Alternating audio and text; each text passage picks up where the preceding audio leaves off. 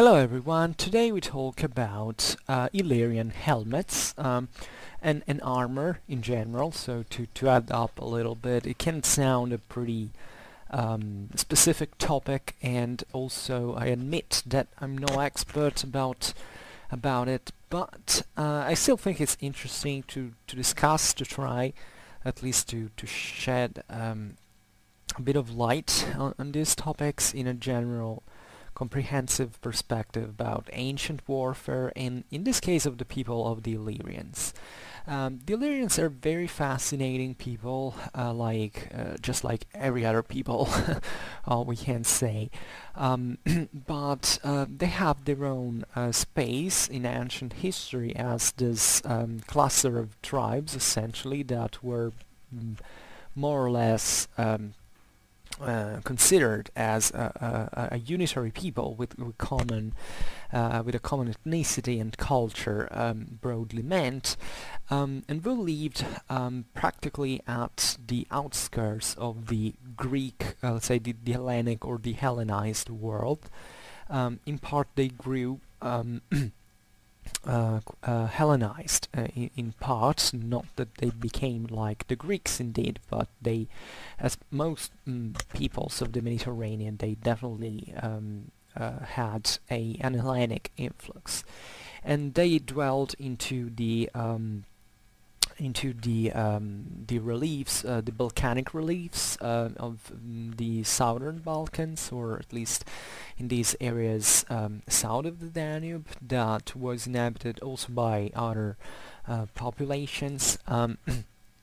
It's not really clear at from historical in historical terms who was who in certain areas. We don't this is normal, historically speaking, that we have a pretty confused picture of ethnical identities that it really don't even mean extremely much in certain contexts, like in the Danubian area. There were Celts, there were Dacians, and Illyrians, in fact, and the Illyrians were also dwelling on the coasts of the Adriatic Sea, and they were famous for piracy. Even there, they also raided certain areas of the Italian peninsula. They even settled into southern Italy, mainland southern Italy, so that certain Italic tribes were actually mixed with certain Illyrian newcomers, let's say.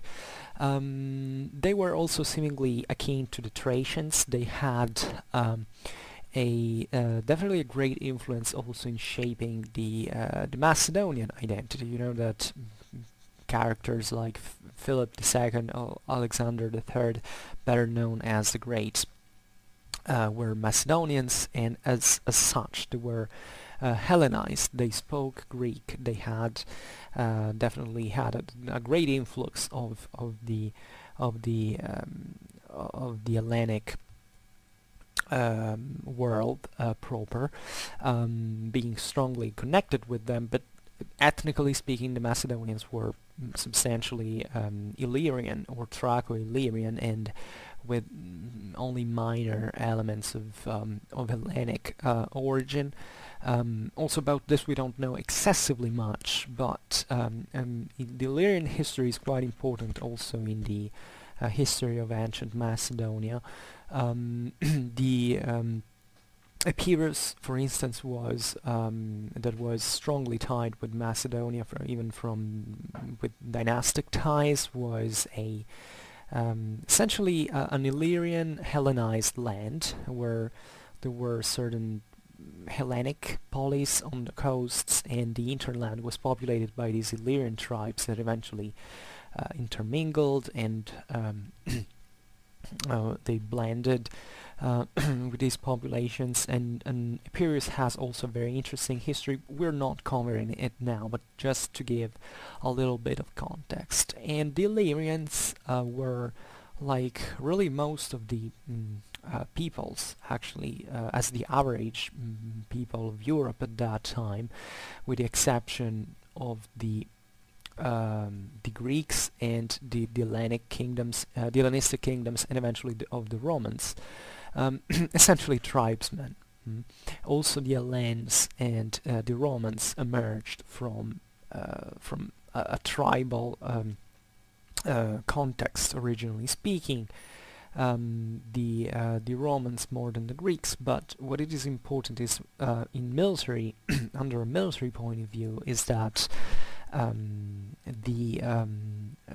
aside from the Greeks and the Romans that had their own armies with a certain discipline, with a certain organization, with a certain statal intervention into the management of these affairs, the other peoples were relatively different. The average was these clans that brought together their their fighting men, and who usually fought on average as spearmen slash javeliners. The spear itself could be used as a javelin practice, and this was the standard in all the known world, aside from the most, let's say, advanced populations, especially those dwelling, in this case, from this Western perspective, around the Mediterranean. And this meant that the armies like the Illyrian ones were actually tribal armies with a lower degree of internal cohesion in terms of tactical units, of collective training and all. They definitely had, as well as all the other peoples like the Germans, the Celts, the Iberians, their own thickly packed formation of infantries that in this sense weren't much different from, in absolute terms, let's say, from the armies of the Greeks and the Romans in some way. In fact, the Greeks basically used even the same term phalanx to define even Celtic, Illyrian, Roman armies, and which doesn't mean that it was really the same thing at all. But just for saying that the stereotype of the barbarians fighting scattered formation without any order is a very silly cliche and myth from a military point of view, also because it's normal, I mean, since there is war, that cohesion and mass and a more or less orderly fashion to be the standard for armies, to be or at least of fighting, large fighting, large groups of fighting men were practically about. But the Illyrians, also given the nature of their territory that was quite mountainous and hilly, definitely were pretty good ambushers, skirmishers. They could carry out a very substantial guerrilla warfare, and definitely Illyrian warfare is very fascinating from this point of view because it had points of contact with the Greeks and Hellenistic kingdoms in a measure that is probably more complicated than in other areas. Like if you go to Gaul, the I don't know, the Greek influence was really just in trade and material culture, but essentially if you go just a few say a few tens of kilometers inland from the Greek coastal polis, the Gauls are essentially the same as much as they are in any other place inhabited by Celts in terms of military military style. The Greeks were the Illyrians were slightly more Hellenized, and under this point of view, it's very interesting to look at similar populations like the Etruscans, the Italics, that were actually in quite strong contact with the Greeks, for obvious reasons, because if you take the Balkanic and the Italian peninsula, those were at the southern end, they were all colonized by the Greeks. Obviously, the Greek motherland was a bit different from southern Italy in terms of politics and society, and hence also military military traditions, but essentially these were all peoples that had a very strong, especially trade contact with the Greeks, and this brought in, especially in terms of weaponry, to adopt certain Greek gear, equipment, and this has misled really many historians, and especially in popular culture today it seems that people are still very confused about this. Is that when we find pictures of essentially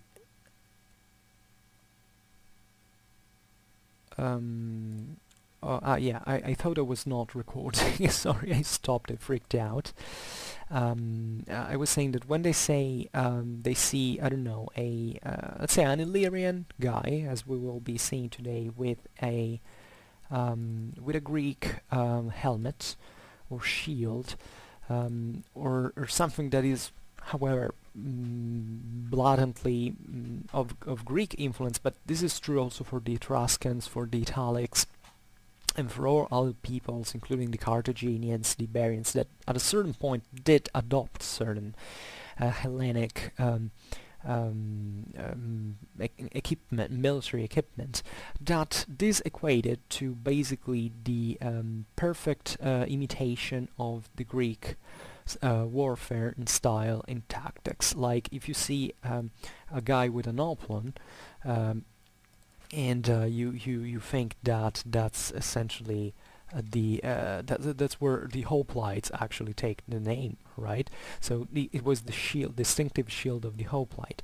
You say, oh, that guy probably fought in a phalanx, just like the Greeks did. Well, no, they didn't. Now I don't know why I got into this thing now, and I think I will stop here because I will have time in the future to discuss this way more often. But to sum up things, let's say that the Greek influences in culture material didn't at all equate to the replication of the hoplitic phalanx as it was in the Hellenic motherland among the other peoples. These peoples still fought sometimes with very thickly compact formations, but in terms of internal order and of and military culture and political and social context of origin, they were nothing like the Greeks in practice. And especially they retained, including the Romans at one point, that are credited together with the Etruscans and through the Etruscans to have copied essentially the Greek phalanx. Well, this is which is completely false. They retained a more individual mindset as fighters, as warriors, because these were largely warrior warlike populations, like the Greeks really weren't in practice. I mean, one thing is a tribal warrior from Illyria, and one thing is the hoplitic citizen from Greece. They are two completely different backgrounds. And I've started saying this because it's really something that it's probably the most important thing I insist on, or at least one of the most one of the first things I insist on when discussing ancient history, especially Hellenistic warfare. And today we will be seeing how strong was actually the Greek influence also on the but not only just the Greek one, on the Illyrian equipment. Especially the defensive gear, as we will see, and helmets. We stopped to helmets essentially, and to a few things like reeves and cuirasses, because actually we don't have good examples of Illyrian panoplies, including armor, and this actually tells a lot about the Illyrians, because just like among the Germans or the Gaul or the Celts or other tribal peoples, armor was something relatively rare. There was just these were sort of primitive societies in terms of stages. Let's say if they ever existed, or they ever exist, they didn't. But just to simplify the thing of social degree of social complexity of evolution, and only the aristocrats could wear metal armor. And by the way, these aristocrats were usually also the ones who profited the most from trade, from international trade. So also the idea of that of not just of being to have a more direct access to those to that foreign equipment, but also the idea of imitating other, especially richer, wealthier elites around the world, was something that didn't even just correspond to military logics, but also to fashion in a certain form. And now we start with I don't know which helmet. Let's take the Negao one. Now the Negao helmet is, as you see here in the picture, this is I'm not sure. I think it's not Illyrian, but it was also. This is important when we talk about just as a premise and a guide to the concept. When we talk about these ancient peoples, we don't have to reason as if these guys had a distinctive weapon or armor. If you look at really material culture and the channels through which these goods flowed into the local markets, you realize that nobody actually cared. I mean, yeah, there were certain peoples that had a sort of more distinctive war style and appearance, maybe. But generally speaking, they were all pretty similar, and even the same weapons, basically. I mean, there wasn't a great differentiation in military technology at the time. What were there?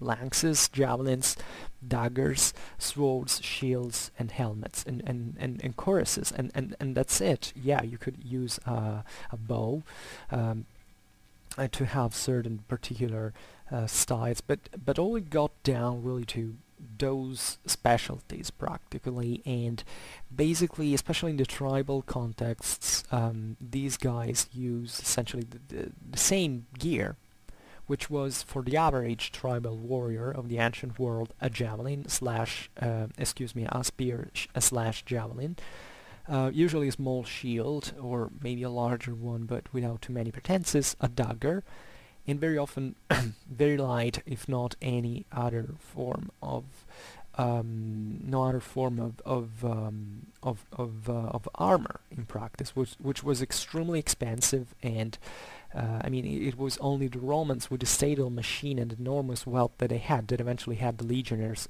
all wearing an armor, which could also vary in type, by the way. But these other peoples usually for these other peoples, usually metal armor was something destined to the elite. So when we see this Negao helmet, that is essentially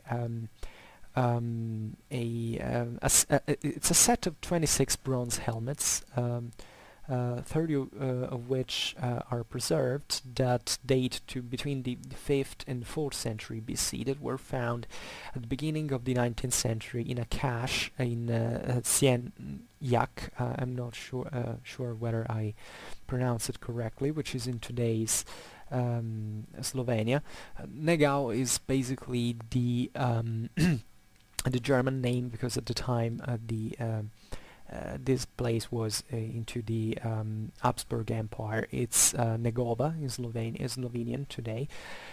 And they are actually quite similar to they similarly have an extremely strong Etruscan influence, and sometimes they're called as in with this typization Negao.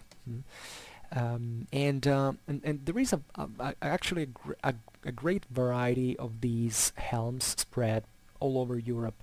They were used by the Celts, by the Germans, well, the Germans had a very few armor at this time. Say the Celts typically, because obviously even a German fighter that maybe had slaughtered a boy warrior might have taken and used it. The Italics used that, the Etruscans, as we were saying, used that. I think that this picture that I'm displaying here even has an Etruscan engraving on the flat bottom here. And therefore, and even in Slovenia is also pretty close to the lands of the Illyrians that basically were there. Slovenia is basically at the northwesternmost part of the Balkans, and that was an area of border between the Veneti from in the west, the Illyrians in the east. So even in terms, there was the Amber Road passing nearby, so it was a place that was very well connected into this tribal Europe, about which we don't know extremely much compared to the Greek and Roman worlds, that, however, had this kind of very great cultural syncresis. So what I want to say here to anyone who has never approached this concept is that this Negao type of helm is something you could find literally everywhere, and that has been attached to the Illyrians because it seemingly it was seemingly plausible that this could happen, but it's not that it was an Illyrian helmet. There are no such categorization. There weren't sharp boundaries between these peoples. There weren't, as we were saying, there was no reason to all wear a certain type of helmet. There was not even the technology of producing them on huge scale and pretending, that the people just wore that into battlefield and another didn't. So today we will see a set of helms that were more or less that are historically more or less tied to the Illyrian style. So you see here, this is essentially, there are various types of Negao helms. This has a rim, you see, but it could also be just as a very simply conical bronze helm with a narrow and thick brim. As well, but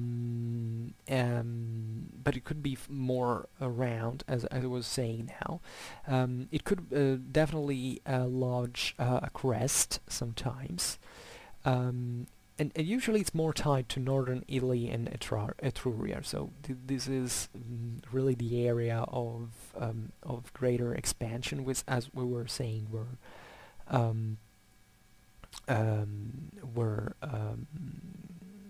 in contact with. And this type of helmet is kind of really interesting because, first of all, it's a very old helmet. And this is kind of interesting. We will see it better with the other one we will see now, because the tribal peoples in Europe usually, not always, and especially those who were in greater contact with the Greek world. At least apparently, this might be an approximation, so take it just for the concept that I'm trying to express.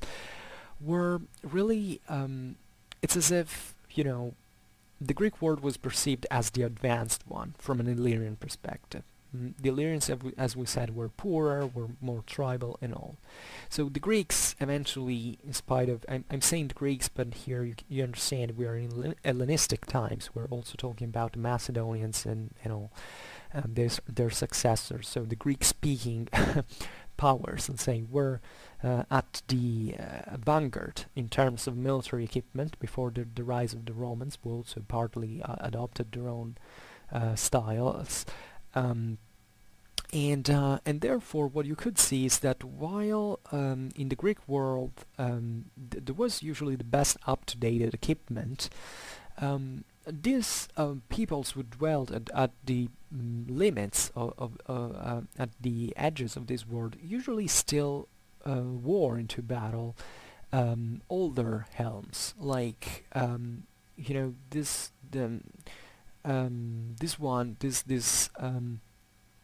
um, this Negao type, for instance, it's a relatively old type of helm into military, into the equipment of the European world, but still you can find these anachronisms into the hands of certain warriors and tribesmen. Why is this? Well, as I was saying before, it wasn't pretty much about just functionality. Um, it's obvious that a helm is gonna do its job even if it is something old. I mean, even if you wear today one of these helms, it's just a solid piece of metal that can help you, I don't know, fencing off a knife or a sword. So it's not that the concept intrinsically varies a lot. But sometimes it was also something to show off in terms of prestige. I mean, maybe this helmet had been captured to, I don't know, in ancient times to by your grandfather to an Etruscan warrior, and that was the glory of your family, and this solid piece of bronze could, I don't know, come, even as materially speaking, I mean, it was something very expensive. Even sometimes it was difficult even to produce. So it was handed down generation by generation, and it was worn just more to show off as a status symbol in practice rather than something else. And I made the case of the I don't know, a slaughtered enemy, but some of these helmets could really be, in this sense, maybe the leftovers of the more advanced parts of the Mediterranean that sold these from their perspective is these old military gears that, however, were still prized and appreciated by the tribal barbaric populations that existed into mainland Europe. So why not? I mean, it could be also a good deal, and this is the reason why sometimes into these tribal contexts we find certain anachronisms, because it was really about the piece in itself, not really just about the functionality for being up to date in military terms. Also because let's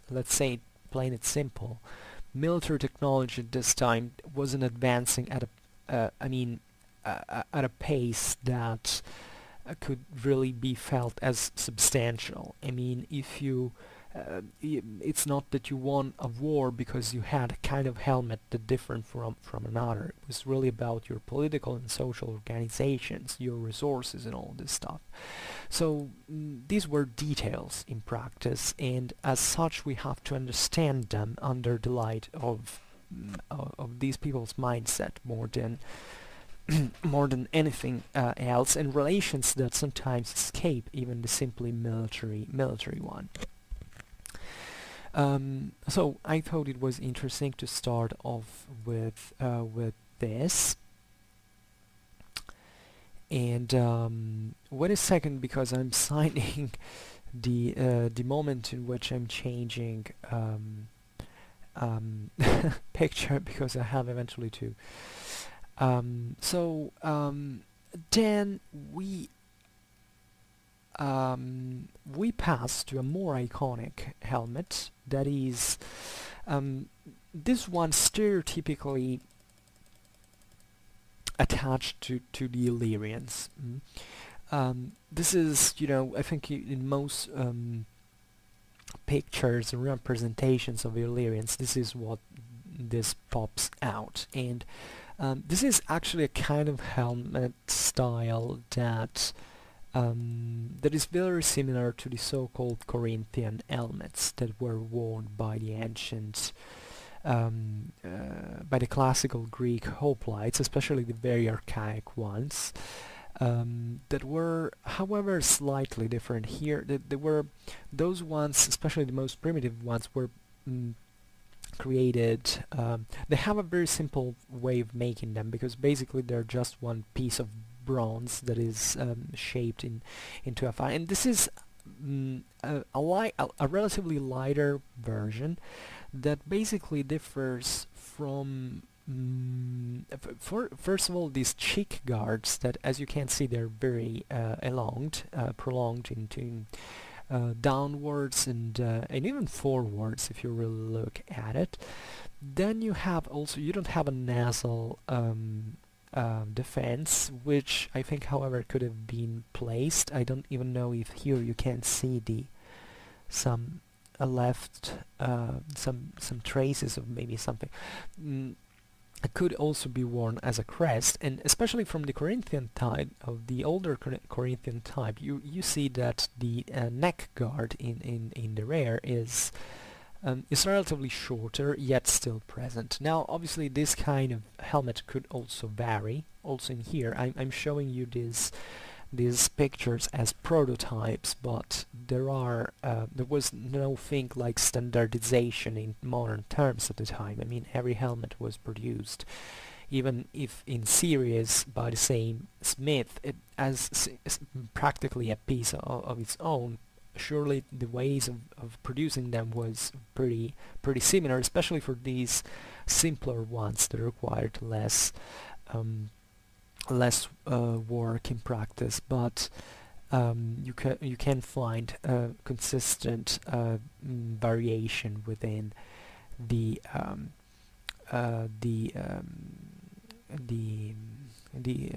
into these contexts. By the way, relatively to the Negao, and this is what I wanted to discuss today, what was it fit for, really? The Negao is, sometimes I've seen a Negao find with a very evident hole in one side, probably caused by a javelin or mace, I don't know. So if you take a hit from the sides, having such a novel form like the one of the Negao is obviously, that can be relatively, I mean, it's still obviously better than wearing nothing, but that may be, especially with certain particular types, a hit from the rear. But the actual purpose of the Negao type was actually, according to me, diverting blows coming from the above, for which you even find in the Negao, by the way,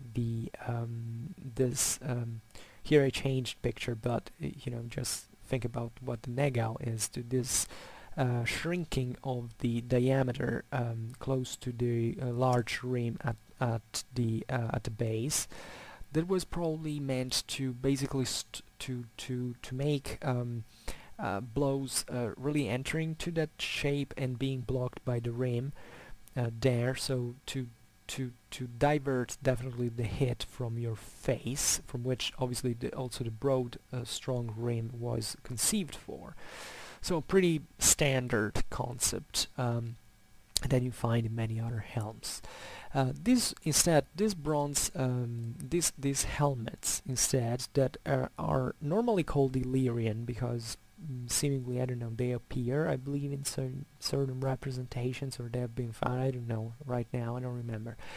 But what is interesting about it is the resemblance, as we were saying, with the Corinthian type. Now, the Corinthian type was basically obsolete into Greece already since the early 5th century, so a very old time. And yet you find in Illyria such types of helms also in a relatively late time, even up to the 2nd century BC. And even here we give these categorizations like after the 2nd century BC it was impossible to find. No, it wasn't impossible, as a matter of fact. It was just seemingly less usual on the base of what we have found, which absolutely doesn't show how the reality really was. This is also another point we should make. When you see this categorization, like this was Illyrian, no, it could have been worn by anyone. Just we found for maybe even some coincidences that these types of helms were worn at the time. in the area of Illyria in practice, and therefore we associate them mostly with the Illyrian. But you don't have to think that this was something like a national emblem or something defining, maybe not even at the time, or probably it was, but we will never have the certainty for it. So even here, the idea is here you see the crest, but there are even others that are without. So the idea is first of all, how much does this helmet differ? We saw how it differs from the Corinthian type, but the question is why? What could be the hypothetical reason why the Illyrians were using it and with these characteristics? Well, as we were saying before, a helmet is a helmet, so there is just one thing that it has to do, and the rest is rather secondary. Yet this very prolonged cheek guards, especially downwards and forwards, might let us suggest, but this is really speculation, really don't take it as much more than that, for a very dynamic style of fighting, in the sense that these cheek guards definitely developed also into Greek helmets in practice. You can find them in many types, but usually in a bit in different ways, especially in my opinion. Well, I don't know. First of all, I think they're probably more. If you look at the, I don't know how to you call that in English. Just wait a second. If you look at the skull in practice, the cap as such, the skull cap, you see that it's very anatomic. If you look at other Greek helmets, they kind of got heavier at one point, and then eventually they kind of got lighter, but still abandoning the directly anatomic form. I mean, usually the skull cap in Greek helms is reinforced. Here instead in the Illyrian types you see that there is no, I mean it's pretty homogeneous. You see that there is just one type, so this was also, as we were saying, cheaper to build. And my suggestion is that Illyrian warfare, being quite dynamic, based on ambushes, individual fights, javelins, something like that, running up and down mountains and engaging maybe also frequently in individual fight, first of all this conferred this was lighter, and this is very important because yeah, you need a lot of iron to defend yourself, a lot of metal to defend yourself properly, especially for your head. That is definitely the first thing that you wanna protect into a fight at every age in history. But at the same time, if you have to move and run around with this, it's probably better if it tends to be lighter, because here the guy was not in an hoplitic phalanx marching all heavy infantrymen packed together and just basically acting as baseball players one against another about the sheer mass, and just protecting at best their head with these overarm spears that hit at your at that height. This guy was probably someone who was much more trained to run, to jump, to do a lot of other things in a much more dynamic warfare and much more difficult terrain on average. Something that the hoplite, if he was fighting information, and that what it made it an hoplite, usually didn't have to do. You know, when he ran away, he just threw his weapons that were definitely too heavy, including cuirass and all. This guy instead probably didn't even wear an armor. I mean, it could be, but this seemed to be something, let's say, more fit for dynamic fighting. Okay, this is my interpretation, and I think it's usually it's this is the few things that always fall into the same logic that you can say about why an helmet is made in a certain way rather than another. Yeah, so even if you look at there are certain types of this is getting complicated because I wanted to make a comparison with other helmets, but just give it for just the cheek guards are I mean, they're normally there in that fashion.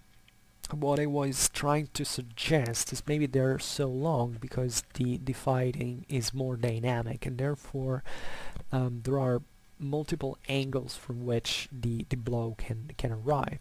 And this is the reason also for the neck guard that is usually actually is usually present in many other contemporary helmets. So here it's not even very large in practice, but the idea of having a lighter but still relatively enveloping an anatomic helm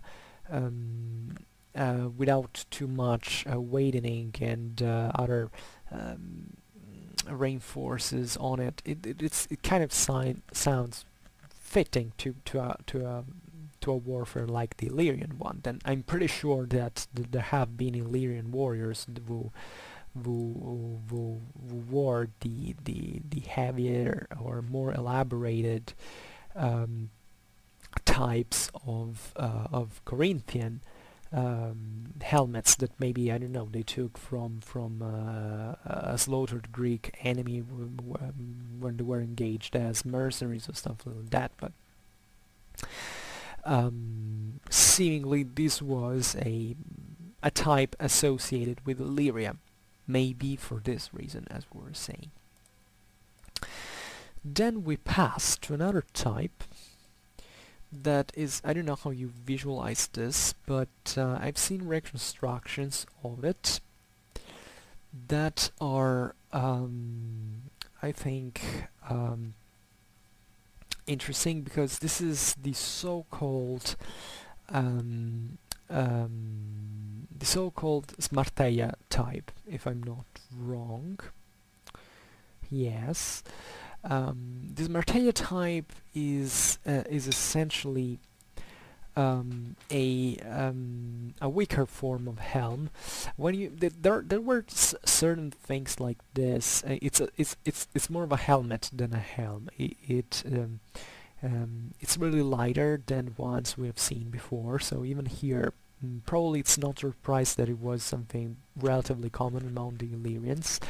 The Martea is another archaeological site. Usually the names of ancient helms and all are take the name after the burial site.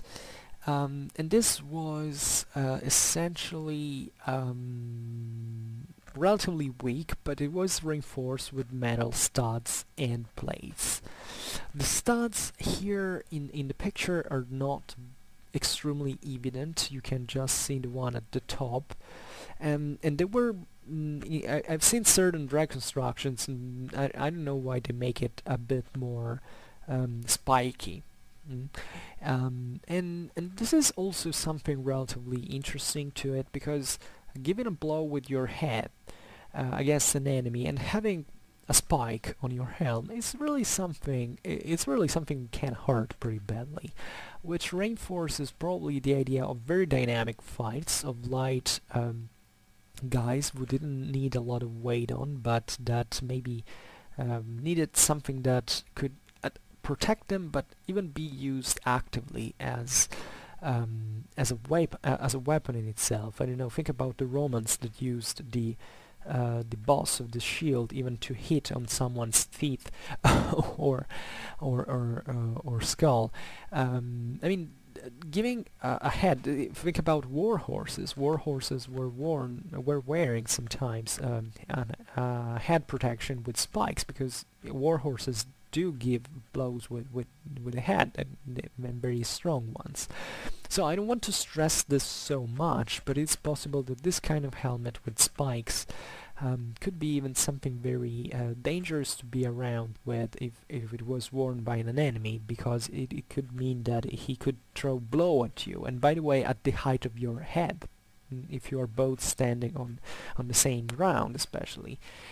So it could something be really risky, and in order to do that it was probably an emergency situation, because this light helm suggests that that the guy was also not extremely loaded in armor, and that he probably would avoid direct melee hand-to-hand combat, but if he did, probably he had the agility and the desperation, let's say, of throwing hits even with his head. So very dynamic, very ferocious fights that are definitely fitting with the picture that we have about Illyrian warfare, that I hope to discuss one day in closer detail. Then we have also this this other type that I don't see any really anything special about. This is essentially a broad-rimmed pot, and helms like these were very common, especially among the italics. I can think of many, and you see that these kinds of helmets were actually all kind of similar the one with the other. This is also obviously having some kind of Hellenic influence, but maybe, well, not really much. Probably this has more continental influences, but I mean, you could definitely find it even in Greek armies, in especially, I don't know, in a strongly areas of syncresis with the Illyrians, like Epirus and so on. And the obvious goal of this thing is to protect your head with a skull cap, and then stopping blows coming, especially from the above, with this very broad rim, which can be also obviously projectiles, and also it's pretty. But things that are coming from really from the above. Which is interesting, because you have to think of the warfare of this time being characterized, among the other things, of rains of javelins, of stones, of arrows, spears, and all, and swords as well. But I mean, also a lot of flying objects. Let's say not identified flying objects. Let's say. Okay, the last one instead, that is it's something really different. This is meant to be a cavalry helmet, and this has been actually found into the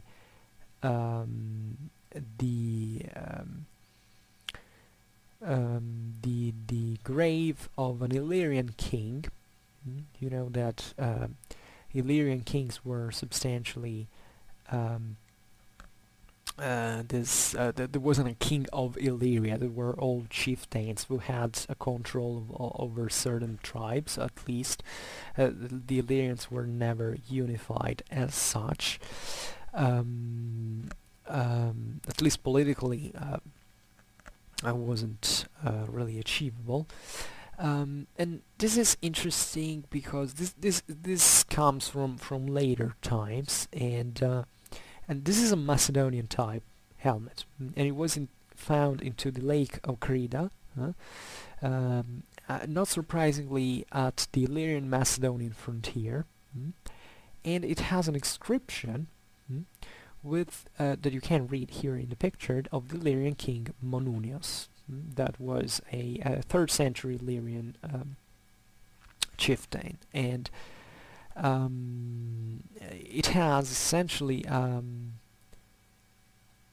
flat metal crest in here, with a hole in it. I don't know if this was meant to eventually tie something at it, probably.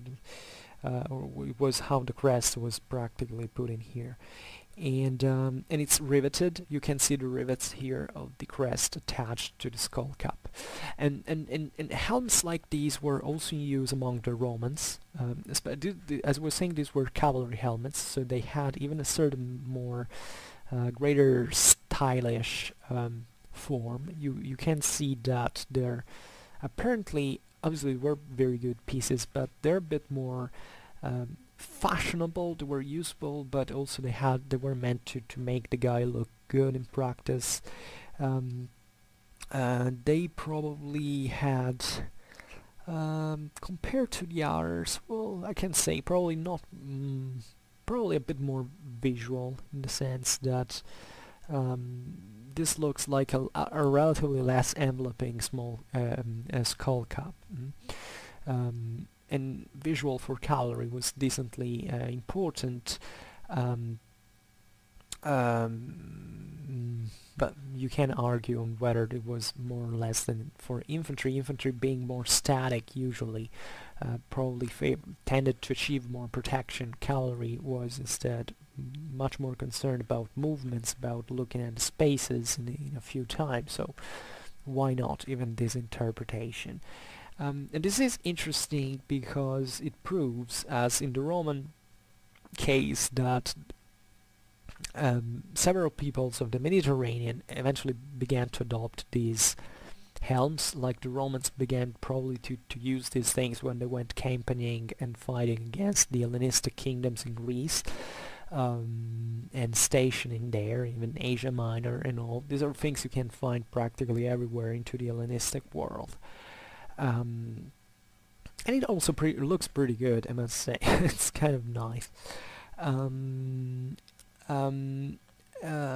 so yeah, this is probably it. Relatively to the Illyrian armor, as I was saying, we have actually very few evidence of armor, and we think that Illyrians were not very wealthy individually, and armor was either limited to the chieftains or at least to the aristocracy, but even the aristocracy wasn't that well off probably, and even armor has its toll in terms of mobility, and also what we said in terms of achieving mobility for Greeks, for these Illyrians was quite important. Maybe even the guy with the splendid Macedonian cavalry helmet didn't wear something extremely heavy in terms of armor. There might have been probably like maybe studs, or also cuirasses definitely could have existed, greaves. These were all things you can find in Hellenic influenced areas. So it's pretty obvious that there has been more than one Illyrian at one point wearing even full muscular metal armor, but anatomic armor, but it was something definitely rare in such world. I didn't want to say, I think, much more than this. Just I was thinking about the Illyrians in general, their importance in terms of their warfare and all. Today I just give this sort of rather quick introduction to them. The Illyrians were important also in later times with the Romans. It was the Great Illyrian Revolt in Augustan times that caused eventually the Romans to abandon the complete conquest of Germany, and even partially causing the Battle of Teutoburg Forest in turn, because basically the Romans began to retreat, and because of these big Illyrian revolts, and that's where Arminius hit to the army of Varus into Germany. Similarly, the Illyrians were a lot of peoples, a lot of tribes, and caused huge problems to Romans with their rebellion. Roman sources say that no no such an amount of men had been mobilized by the Romans during the Illyrian revolt from the times of the Second Punic War, from when Hannibal was in Italy. So it's pretty interesting. Even to consider this relatively unknown people of the Balkans, that instead was very important, and even had, I mean, think of the Illyrian emperors in the later Roman Empire. We will have to talk about that today. I'm very tired, so I stop here, which is still average, but I could have said more. So okay, and I hope that you enjoyed this video. If you did, please share it, otherwise leave a like or subscribe to my channel to receive further news about my contents. And for now, I thank you heartily for listening to me. I wish you a nice time and see you next time. Bye!